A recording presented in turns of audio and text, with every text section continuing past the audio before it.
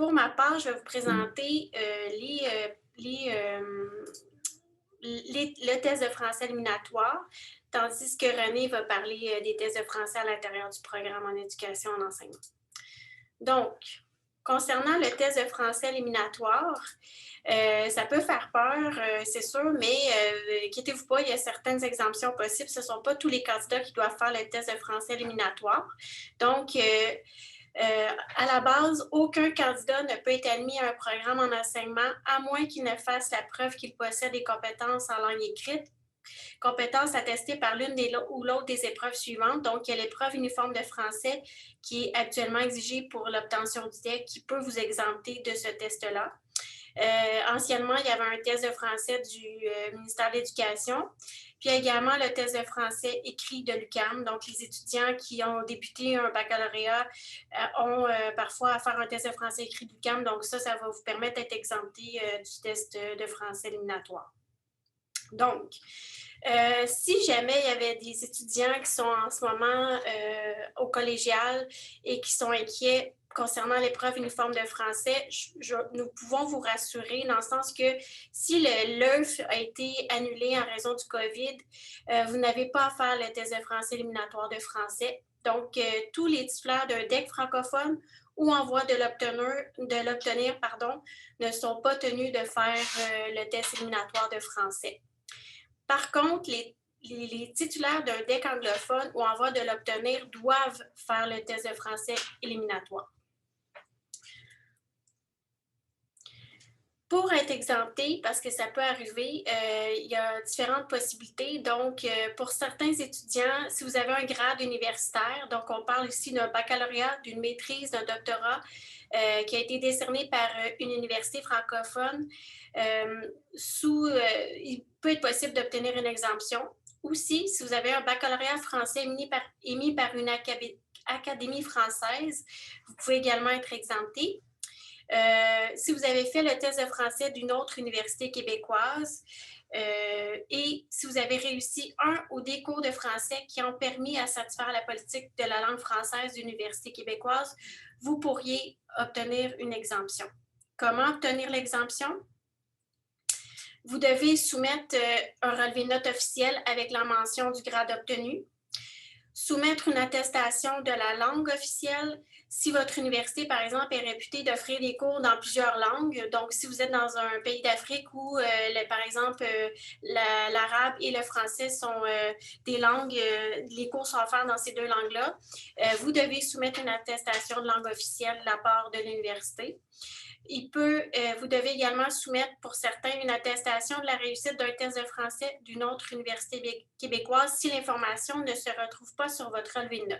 Comme par exemple, à l'Université de Montréal, certains font le TFLM. Donc, ce n'est pas une information qui est disponible sur le relevé de notes. Donc, vous allez devoir fournir une attestation qui indique que vous avez réussi le TFLM, par exemple.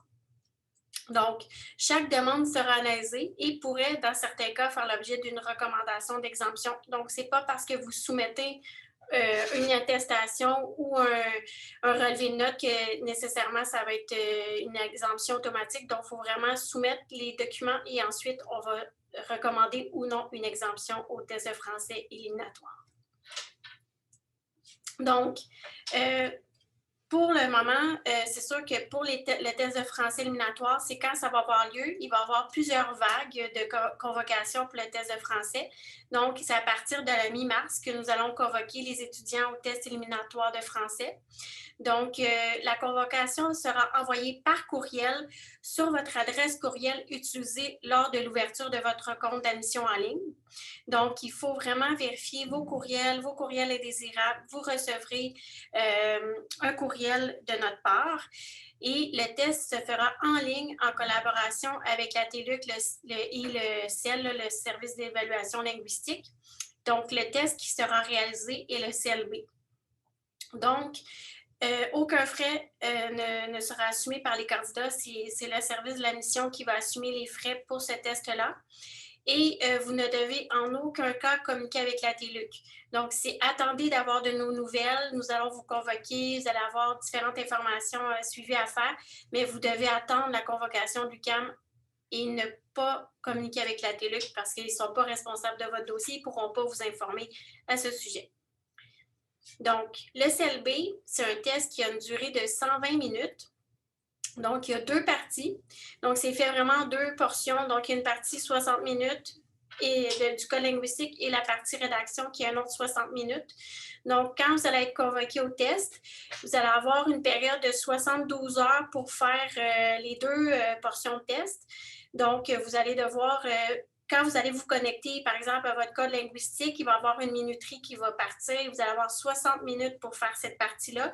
Quand le 60 minutes va être terminé, le test va s'éteindre. Donc, il faut vraiment faire attention à la portion de minutage. Donc, quand on parle de test, il faut vraiment être prêt. Et la rédaction peut être faite un deuxième moment, mais vous devez faire l'ensemble des parties du test en 72 heures. Donc, selon la convocation, vous allez recevoir. Le seuil de passage pour le CLB, c'est 60 %. Donc, on prend les 2 parties du test. Il faut avoir une moyenne de 60 % pour les 2. Donc, voilà. Donc, il ne faut pas avoir 60 % aux 2 portions du test. Il y a des accommodements qui sont possibles pour les étudiants en situation de handicap. Pour ça, il faut soumettre, si par exemple vous n'êtes pas étudiant à l'UQAM, il faudra soumettre certains documents et nous, on devra faire évaluer votre dossier par le SACEJ, qui est notre service pour les étudiants en situation de handicap. Puis, suite à cette évaluation-là, vous pourriez recevoir du temps supplémentaire pour faire les évaluations. Donc, la seule chose qu'on aimerait vous dire, c'est qu'il faut prévoir un ordinateur avec un clavier français pour faire ces tests-là et avoir une connexion Internet stable. Donc, c'est sûr que si vous n'avez pas ces éléments-là, il faut vraiment vous assurer d'avoir cela pour faire vos tests. Il n'y aura pas moyen de faire une reprise, donc il faut vraiment vous assurer d'avoir toutes les conditions gagnantes pour faire le test. Et quand on fait une rédaction, vous devez avoir un clavier français parce que vous allez être évalué pour la qualité de la langue. Donc, il faut vraiment s'assurer d'avoir un clavier français avec les accents, avec toutes les touches qui fonctionnent. Il n'y aura aucune consultation des références qui sera permise lors du test. Et vous devez vous préparer à ce test-là sans problème. Vous pouvez aller sur le site de l'Institut Jacques Couture. Il y a multiples outils de préparation pour vous préparer à ce test. Et bon, les délais de correction pour le test CLB, c'est 2 à 3 semaines. Donc, suite à votre passation, il faut attendre 2 à 3 semaines pour que les tests soient corrigés. Selon votre résultat et la nature de votre dossier, il y a plusieurs scénarios possibles. Donc, si vous avez échoué au test, il y a un test de français éliminatoire. Donc, si vous n'avez pas obtenu la moyenne de 60 % requise, vous allez recevoir une lettre de décision qui vous informe que vous n'avez pas obtenu la note minimale exigée pour le test. Si vous avez réussi le test, vous pouvez recevoir un avis d'admission selon votre dossier. Il se peut aussi qu'on mette votre dossier en attente parce qu'on doit faire la fin des sélections et où on doit vous convoquer au test de scolarité pour les candidats qui sont sur la base expérience.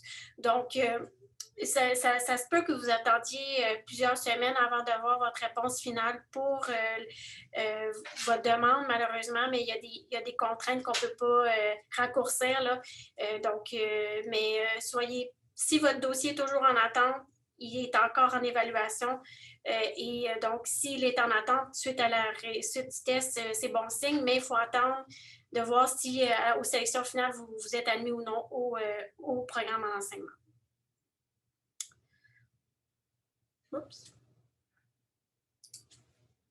Donc, je vais céder la parole à Renée pour qu'elle vous présente tous les tests qui concernent les programmes en enseignement après votre admission au programme.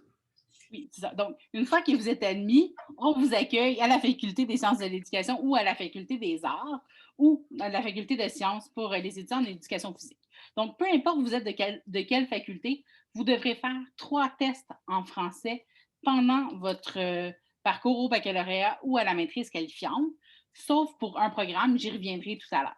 Donc, vous avez le test de diagnostic en français écrit, le test diagnostic en français oral et le test de certification en français écrit pour l'enseignement, le TECFE.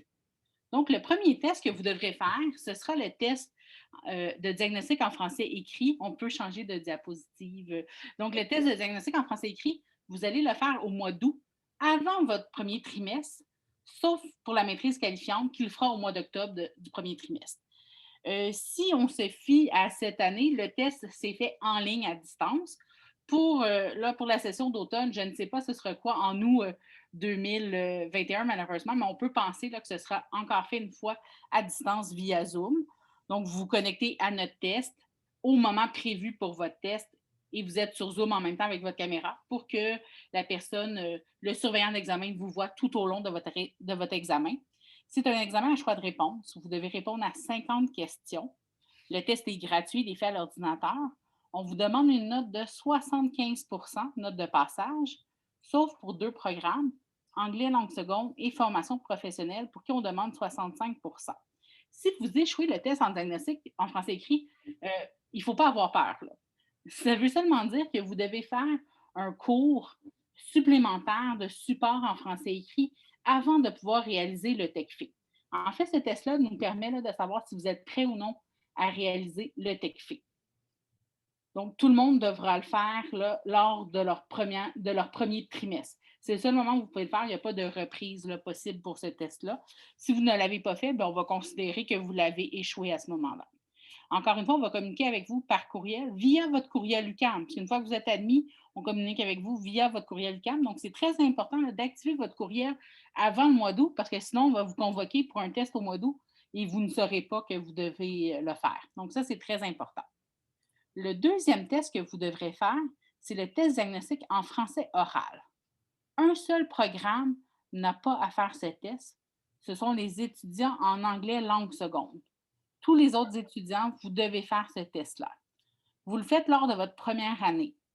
Pour les programmes d'éducation primaire et préscolaire et français langue seconde, vous faites le test à l'automne de votre première année au mois d'octobre. Pour tous les autres programmes, c'est au mois de mai que vous faites ce test-là. Si vous ne faites pas le test à ce moment-là, on considère que vous avez échoué le test et vous devrez faire un cours hors programme de 3 crédits. Si jamais vous décidez de ne pas faire le test, ça se peut, vous avez le droit de faire ce choix-là. Vous devrez également faire ce cours-là hors programme. Pour le test, vous avez 2 choix.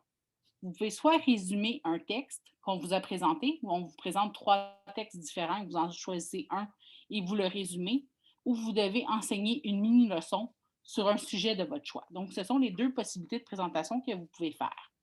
On vous évalue sur 4 volets, donc voix et discours, compétences communicatives, compétences discursives et syntaxe.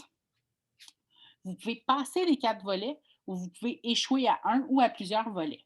Si vous échouez un volet, vous devrez prendre un cours à 1 crédit pour satisfaire ce volet-là. Si vous avez une absence ou un échec au test, vous devrez faire le cours supplémentaire. Une fois que vous réussissez le cours, vous n'avez pas à refaire le test. On considère que les exigences sont satisfaites à l'oral.